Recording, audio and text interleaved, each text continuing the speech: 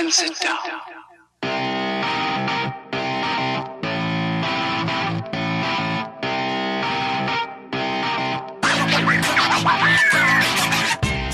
Hello there, welcome to the Gover Gym podcast, and yes, we are still calling it that, even though it says podcast in the logo. I'm not happy about it. It needs to be changed to a B over a P.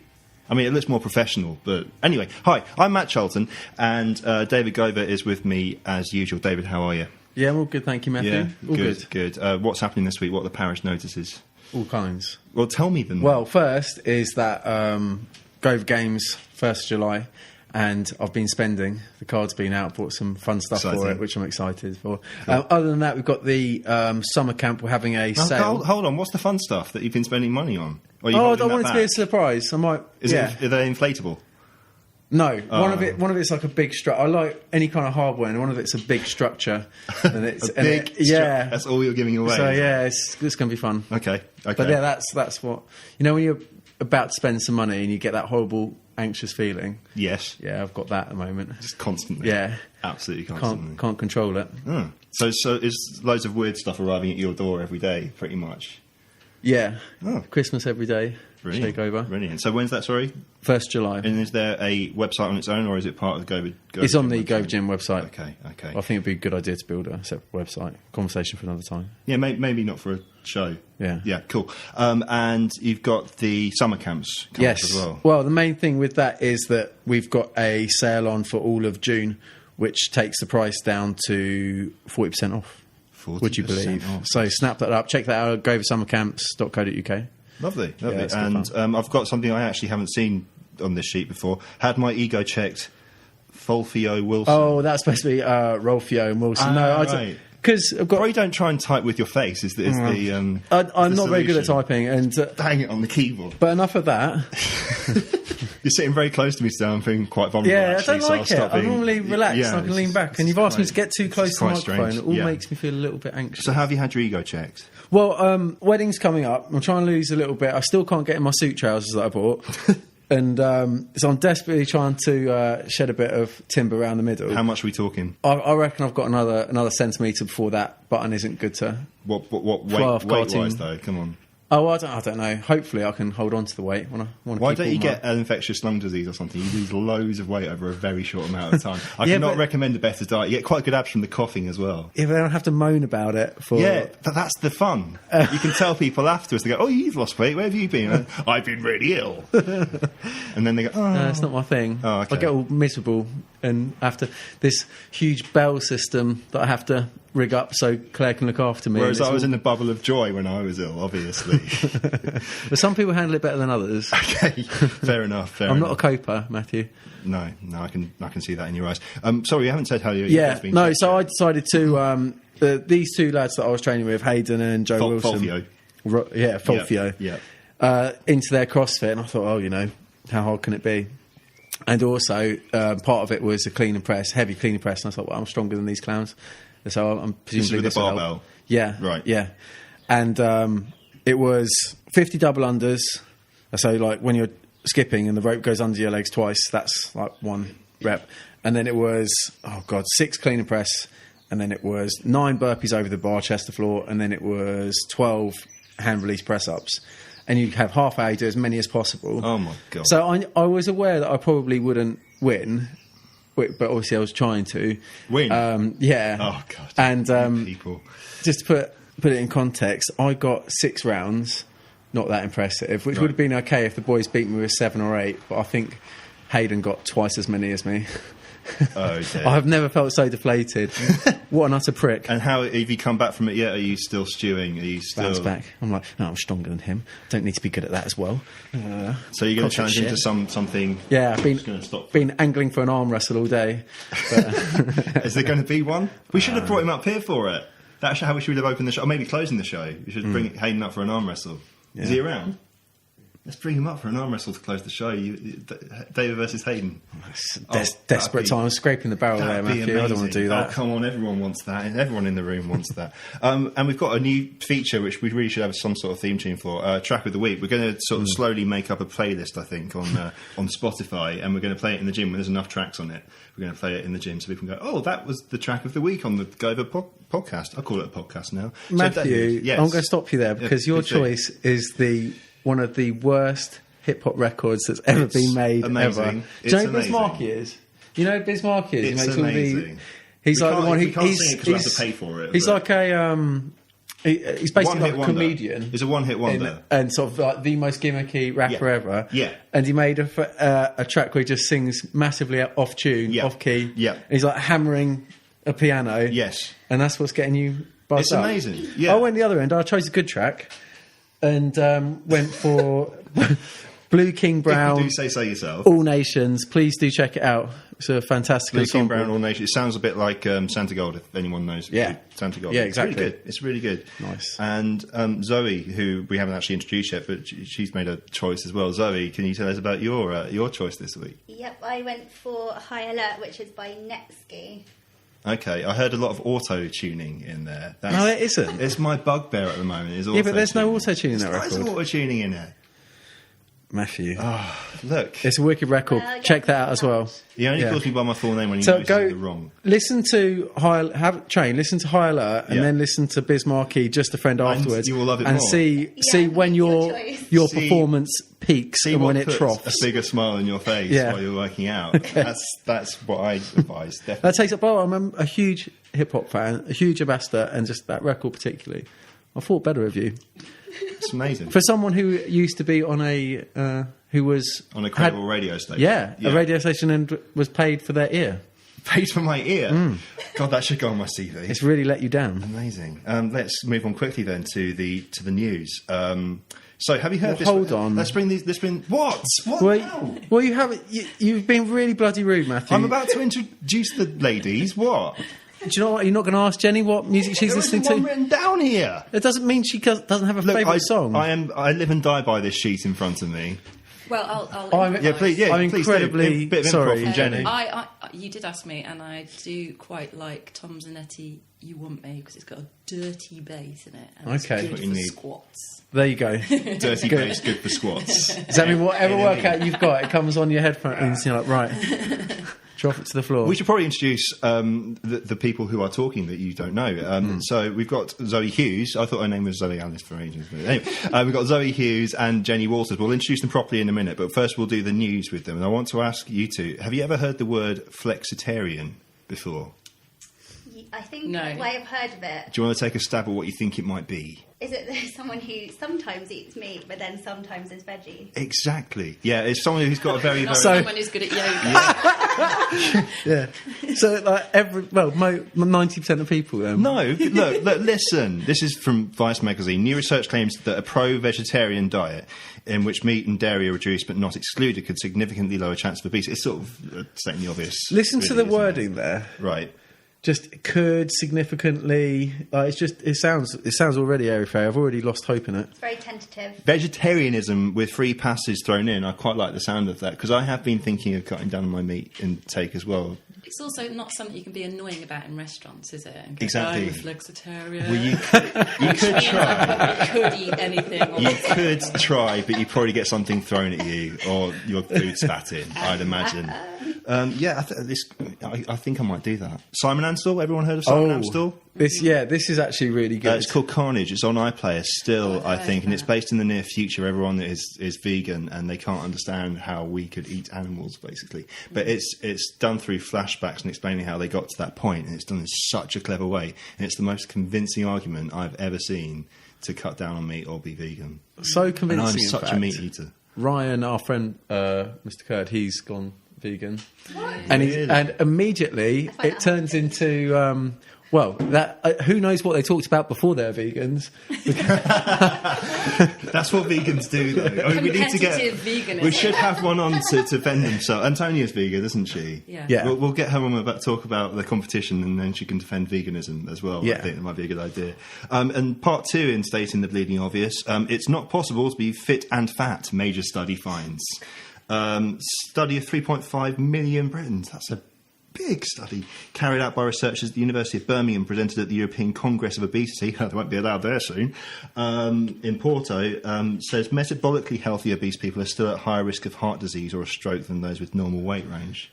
So it's that BMI thing again, isn't it? Yeah, I mean, fit though. When you're talking about fit, I think of someone who's well conditioned, who's got a good VO2 max. Yeah, and people can definitely be overweight and still have a good VO2 max. But you can't be fat and be fit, can you? Overweight. Yes, actually you can, Matthew. Okay, well tell me about it then, you experts. There's no correlation, there is a correlation, but there's no reason. They're not exclusive of each other. So Hayden, if we just sat Hayden in a room and made him eat a surplus of calories every day of 1,000 calories for a month, he would get fat. You really want him to get fat, don't you? And I would be then we'll see who gets 6 rounds in half an hour. What a prick. Yeah.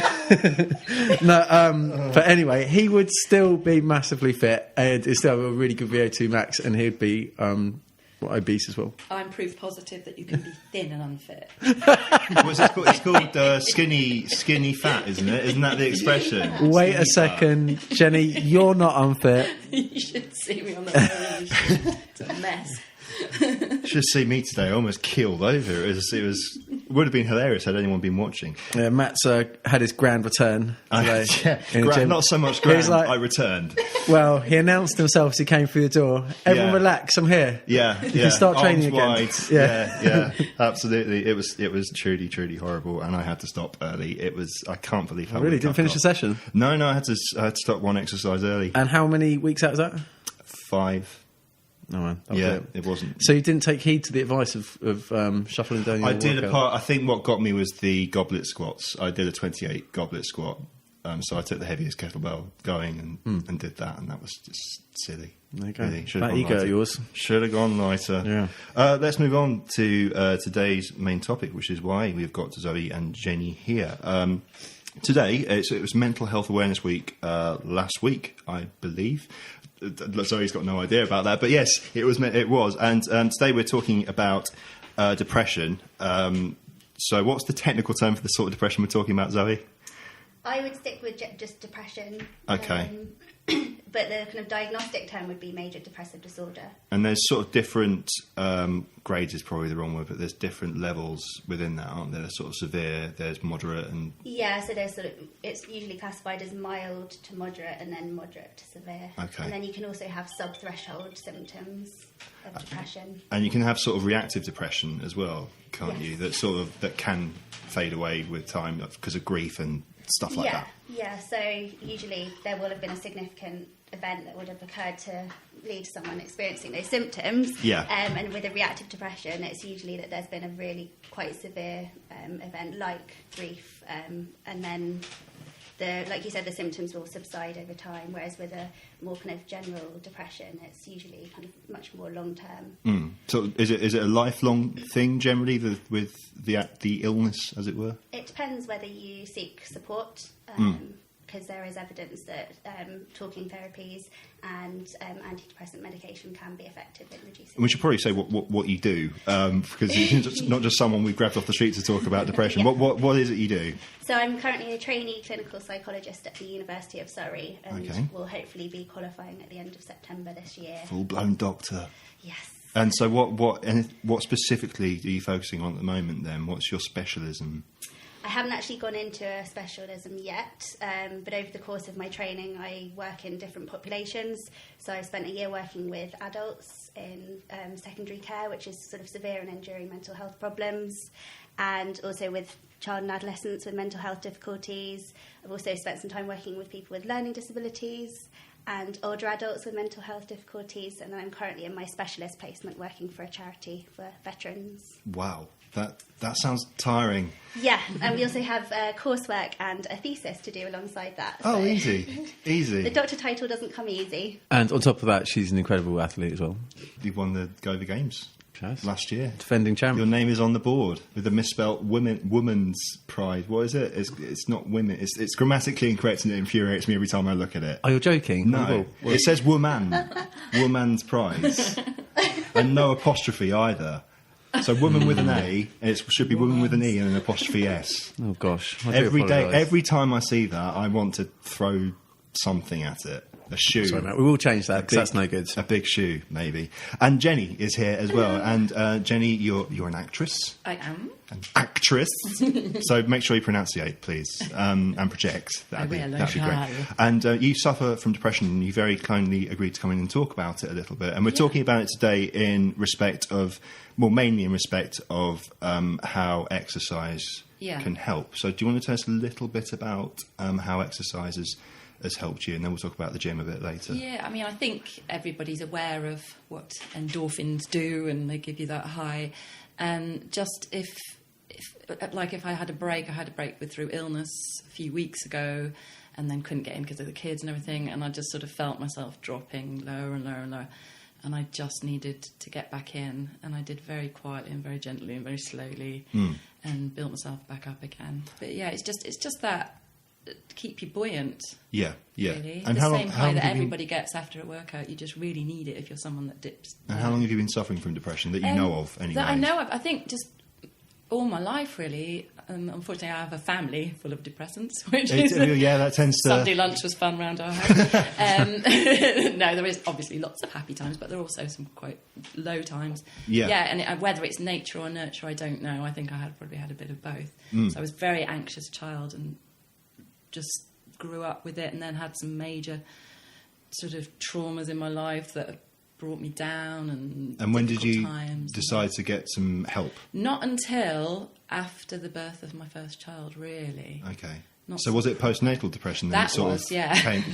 Right. Yeah, I had a very difficult time having him, and that was a very, very low time. So I went on medication then and had some therapy, and that really helped. No, I'm interested. Were you like, I'm feeling depressed, or were you like, I suffer from depression? At what point did you make that distinction? I don't know. I just sort of always knew that life was a bit tougher for me than other people, and my sisters as well. We sort of overthink things and feel things greatly, and then when you're really bad, when there's a time you feel nothing and you cannot get out of bed.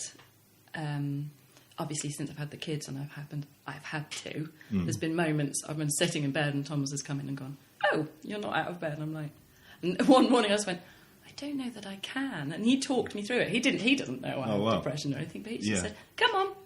Let's start. We'll get really you up." Practical, like very practical. You've got to get the duvet off you. Sometimes you need that, because the weird thing that happens is that voice the normal voice that's in your head that just goes, "Oh, I'll go and make a cup of coffee," or "on that curtain needs closing," or goes.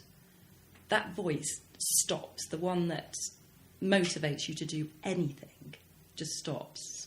And sometimes it's replaced by one going, "Oh my God, you're rubbish," just really loud and clear, saying, "No wonder you're useless. No wonder no one likes you." And then it spirals and spirals and spirals until you're sort of, if the worst case scenario, you are sort of debilitated for a while, or sometimes you can fight through it. And what can pull you out of that?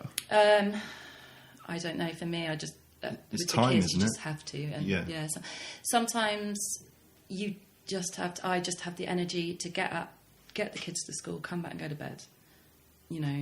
And one day you wake up and it's just not there. Sometimes, for a few days. I mean, when it's really bad, then you need help. You need to go and see a therapist. You need to go to the doctors. But you are lugging yourself about. And Zoe, what you're hearing now, I'm guessing you've heard this, not to sort of undermine it at all, but you hear this a hell of a lot, right? Because the statistic is, I mean, it's not lifelong depression, but 1 in 4 people suffer from a mental illness at some point in their lives. Yeah. So you hear about these sort of symptoms a hell of a lot, right? Yeah, it's a lot more common than people realise. And I think what Jenny was pointing out as well is that everyone can have good and bad days, but then when you have a diagnosis of depression, it's when you notice that it's that real kind of dip in your motivation, and you find actually that some days even getting out of bed can be really difficult.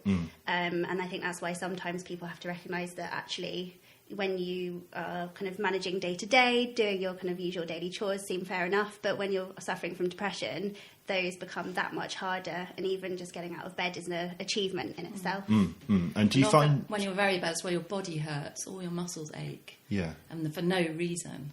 I mean, is that psychosomatic, or they do actually I ache? suppose it is. I don't know the physiology behind it, but your body hurts. I presume it's psychosomatic.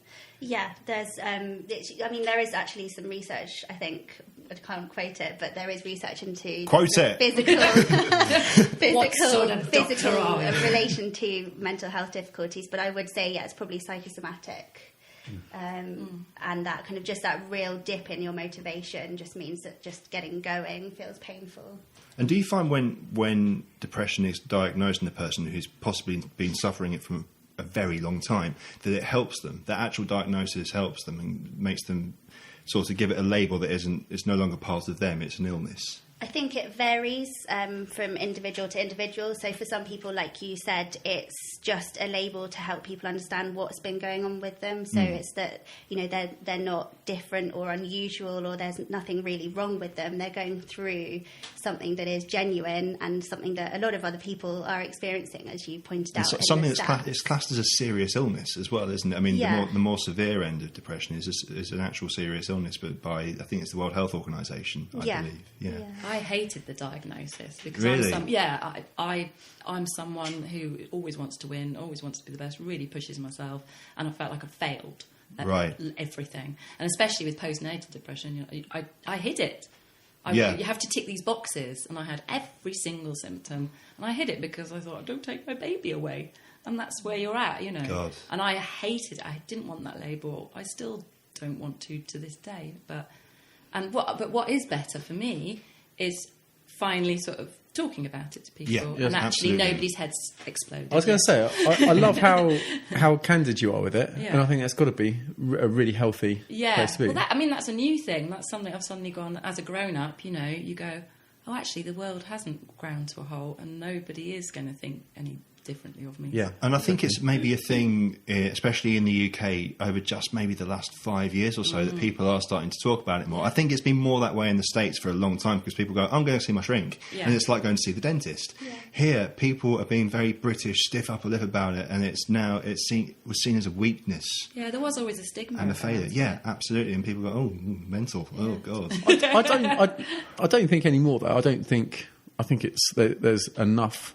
There's been enough media about it that I don't think people see it as a negative thing anymore. I think it's an issue that we're doing our best to... I think it's getting better. I think with the younger generations, that I think that they understand it a bit more. I think the older generations who do have that attitude instilled about hiding your feelings, sitting, as I've written the title of this show, I've called it "Snap Out of It." Yeah, because you get told that a hell of a lot, right? You must do. Or cheer up. Cheer up. It might never happen. Yeah. But do you know, when I'm not suffering from it, and somebody else is a bit glum, I sort of think, I'm just perk. I think it myself. Yeah, because your psychology changes so much. So when I'm normal, buoyant Jenny, I just say, oh, come on, be happy.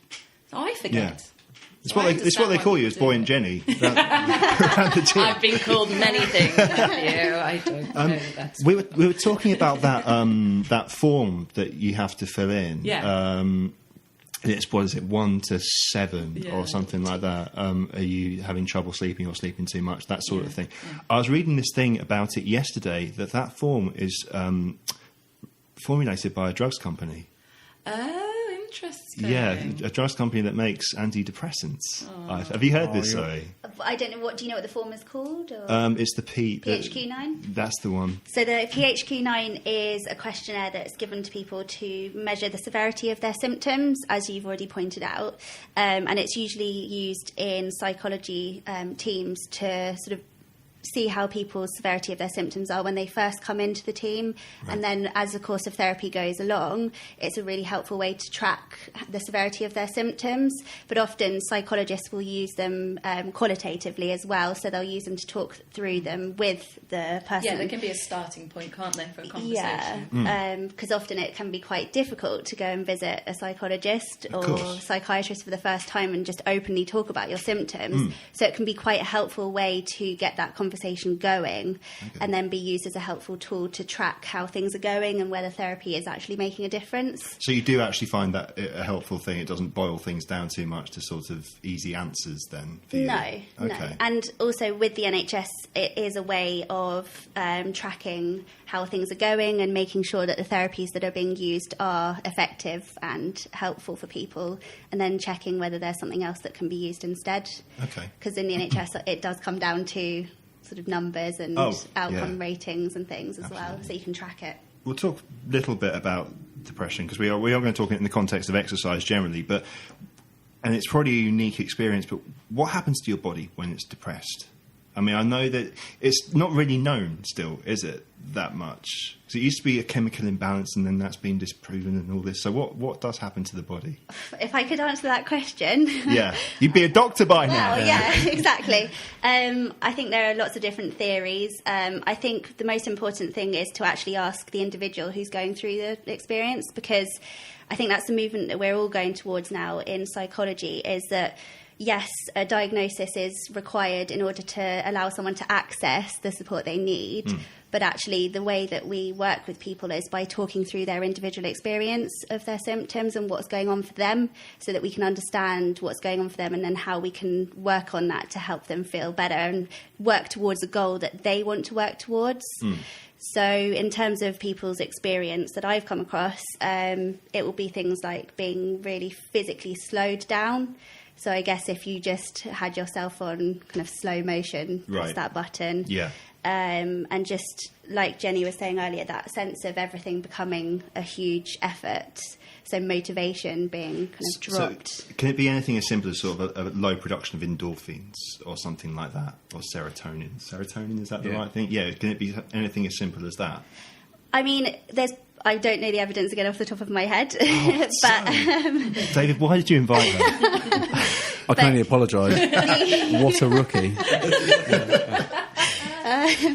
It would be probably helpful to get a psychiatrist to talk about that in terms of medication, because obviously the medication that is prescribed for depression is usually what's called an SSRI, which is linked to the serotonin and the chemicals in your brain. And like you said, there are theories that it is down to a chemical imbalance. So there may be something in that. So a lot of people are initially put into CBT. Is that right? So cognitive behavioural therapy, is that the first stage now? So in terms of the recommended treatment, the way that it works is that there's an organisation called the National Institute for Health and Care Excellence, or NICE for short. In psychology, we love our acronyms. So things usually have to have a NICE guideline behind it to be effective. A NICE guideline. And there's sort of recommendations as the sort of level of depression increases. So the idea is that there's a stepped care approach. Right. So initially you'll use the sort of lower level input. So that can be things like peer support, self-help treatments. That would be using psychological ideas, but it would be through self-help. Okay. And then it would step up to being kind of prescribed antidepressant medication, and then using talking therapies. And there's also another one as well as CBT, which is called interpersonal therapy, right? Which is a newer treatment that's come in more recently. And it really depends on the severity of that person's what's depression. interpersonal therapy? So it's another talking therapy, but it's very much more focused on the relationships between people, Okay. so that hence the interpersonal. So it's looking at how they the relate. individual relates to people around them and get their needs met by other people around Okay, them, and okay. works on that communication. Right. And Jenny, what therapy, if you don't mind talking No. about it, what therapy have you done? Yeah, I've had a few bouts of CBT. And how did you find that? Yeah, one was for the postnatal, and that was useful because she explained it as a sort of holding therapy. So it was just to chat and talk about anything that was upsetting me, and just somebody to listen, really. Sort of a pressure valve. Yeah, exactly. Right. And then the next lot I had was during my divorce, and I was getting bouts of anger, which I needed to deal with. And she gave me coping strategies and ways of thinking, so actual things to challenge to thought talk yourself out of that processes. vicious circle. And that really, yes, exactly. Yeah. Yeah. Can you share the most effective one? Or the one? Yeah, the best thing that I still sort of use today is the one where you have to challenge the thought that comes into your head, because a thought comes in completely unprompted, or it might have been triggered by something said, a situation, and the voice in your head might just go, everybody hates me, or something, for example. And then you have to sit yourself down and find evidence to that. And is there anything that supports that thought? And you work around in a sort of circle and come back to... Right, so being really rational. Really methodical rational with and- yourself, yeah. And you are still able to do that. You're lucid enough to go, right, come on. It is a kind of pulling yourself together. But there's a way of doing it. And what's it like being a rational actress? Because it's a bit of an oxymoron sometimes. Oh, you call it a moron. Yeah, yeah, I do. I am a very emotional, sensitive person. But with that, I also have great highs and great times in my life, and I'm glad of it. And when did you first discover exercise as a therapy? Well, I didn't really do any exercise until I had my second child, and then I got into it just purely for getting my body back into shape. And it really helped me. And then my marriage broke up, and that got me through. It got me through, and I remember saying to some of the trainers, if it wasn't for this, I don't know what sort of state. And was that here? Was that at Gover Gym? That was between the one just before Gover and the other place, and I then came here. over with Gover. Lovely. So when did you sort of first start noticing, as well as sort of you went there, you said to get your body back after your Yeah. second child, but when did you start noticing, hold on, this is actually helping me psychologically as well? Yeah, I think it's the times when you don't go, you notice it. Right. Actually, Okay. more than when you do. But like I said the other day, when I had a few weeks ago, I had this bad dip, and I didn't really tell anybody. I think people noticed I wasn't there, and I came back in, and it was a really, really hard. And I thought, right, I'm going to come in and just do the minimum. I'm here, and it was a Thursday. And as soon as I walked in that door, everybody I knew said, "Hey, Jenny, hey, Jenny." You with Dave was there, gave me such a warm welcome, and it made the world of difference. I was scared to go back in there, you know, because you are vulnerable. You're doing a physical. It can be an intimidating environment. Talk me through that. What is it that makes it seem like a challenge to get back through the door? Well, aside from the sort of being the physical side of being depressed and not wanting to move, Okay, that's a big deal, right? Okay, but also you're coming into an environment probably where everybody else is feeling a bit more buoyant and sound, and part of feeling depressed and feeling down is feeling that you're no good. You don't measure up to anybody else, and of course that's kind of what you do in the gym. You measure yourself either against yourself, against other literally, people. yeah, You yeah. really do. And so you don't want to focus on yourself when you're feeling down. You don't want to look at yourself. You don't want to think about where you're at. But as soon as you break that and get through that and you start working again, it's been a couple of weeks since I've been back, and my little guns are coming back, and I'm feeling proud of myself.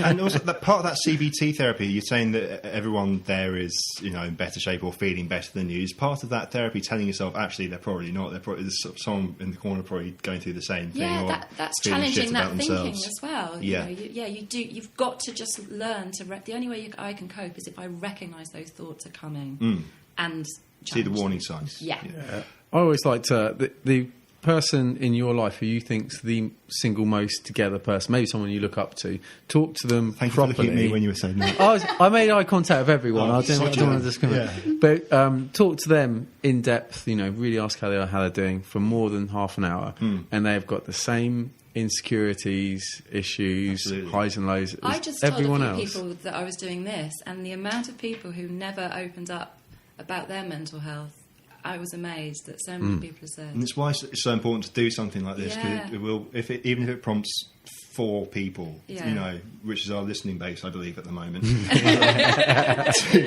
actually go. Most of them are here. To actually go, hold on, I need to sort of go and talk to someone, or just even talk to a family member. It's just so important, isn't it? David, I'll bring you in here because when a lot of people obviously approach saying, I need some personal training, I need a program. How many sort of say, I've come here because I am depressed and I've heard this is a good way of getting out of it? On the front end like that, very, very few. Okay. But it's as someone becomes more comfortable with you and Right. you've built a relationship, and then you'd be staggered at the amount of people that then feel they can open up. And that's a really, really good thing. And it changes the way that you'd train them and how you deal with them. So it's... Especially when they speak about medication that they're on as well, because that can have different effects on absolutely. the body as well. Absolutely. And how surprised are you sometimes when people do say, all right, I've got depression? And On the individuals, well, not so much these days, because I've seen it so much and hear it so much. But Yeah. and that's why I made the last comment about how it can be the most together people that are suffering. So I'm invariably not surprised. But if you're talking about the stark contrast between the person that someone presents themselves to be and who they actually are, they can be a million miles apart. And they can be, I mean, if they're presenting a very, very confident exterior, they can go home and completely crash. Yeah, exactly. It can be I expect exhausting you've done for this, them. Jamie. Like you've sort of put yourself out there, you've gone to an audition, you've had to really put every bit of adrenaline into a few hours of your day, and then you go home and you just crash because you're exhausted. But also, I generally am what I present. I do tend to wear my heart on my sleeve. So if I'm up and I'm buoyant, that's how I'm That like. audition when Boy, you go in. yeah. But if I am down, you probably won't see me at the gym, basically. Okay. I just cocoon. But I think you have raised a really good point, is that with something like a broken leg or a physical injury, that's something that you can physically see, Yeah. and people can And look at you and understand. understand what you're going through. Whereas, when you have depression or anxiety or whatever mental health difficulty it might be, you don't walk around with a big post-it note on your forehead saying, No. I'm depressed, I'm anxious. People don't see that, so you probably do come across as being well, and people then, that's why people find it hard to understand what you are going Absolutely. through. And people do often talk about having to put on that mask for everyone else around them. The best, because it's sometimes useful when explaining it to draw parallels with a physical ailment. And the best one I've found is arthritis, because it is sort of hidden until you get someone to do something. But it's a tangible disease that is there, that's probably there for life, and it affects you every day, and you feel it every day, but you don't show the pain.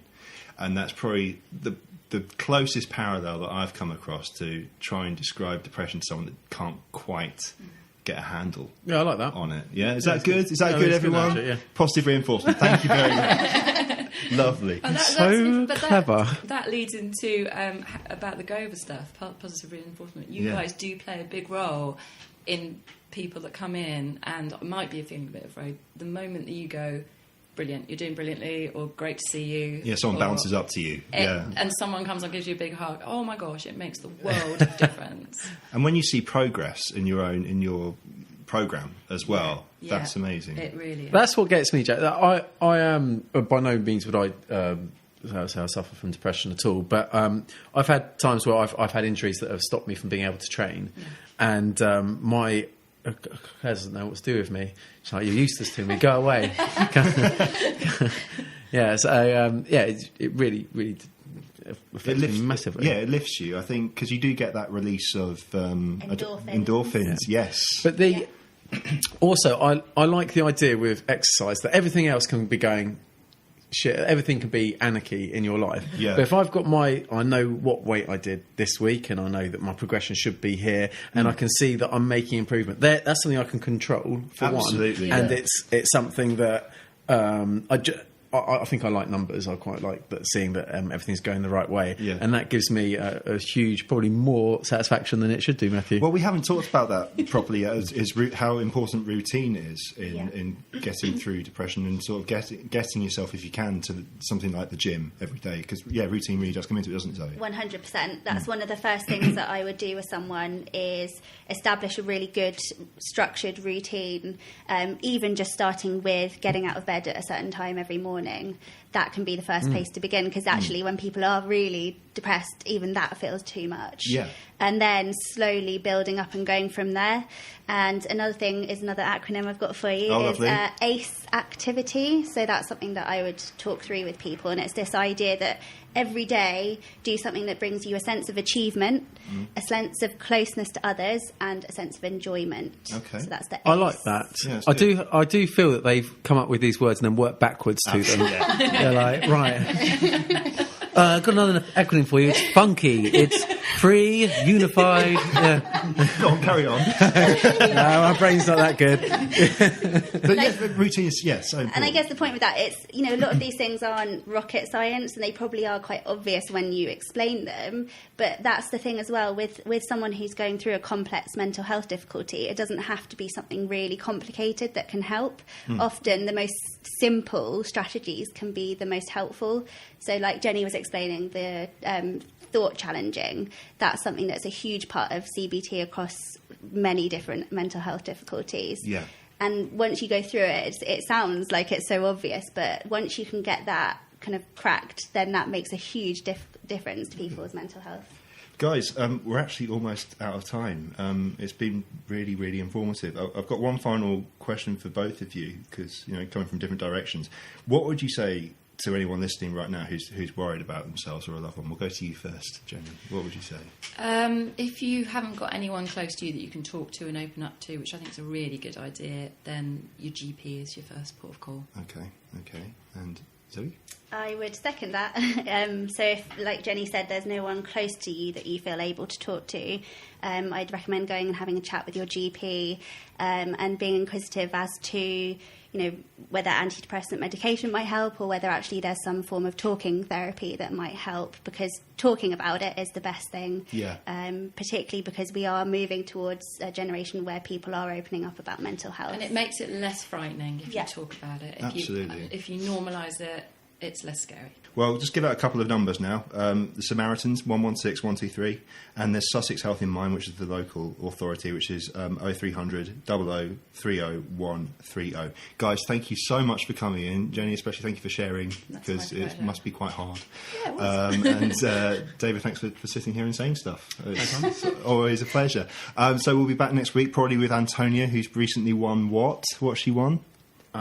She's won a ladies' physique competition. And she's a vegan. Too, and she's a vegan. She can defend breaking that. the mould. Amazing. And she's awesome. Great. Well, guys, again, thank you very much for coming in. Say bye, everyone. Bye.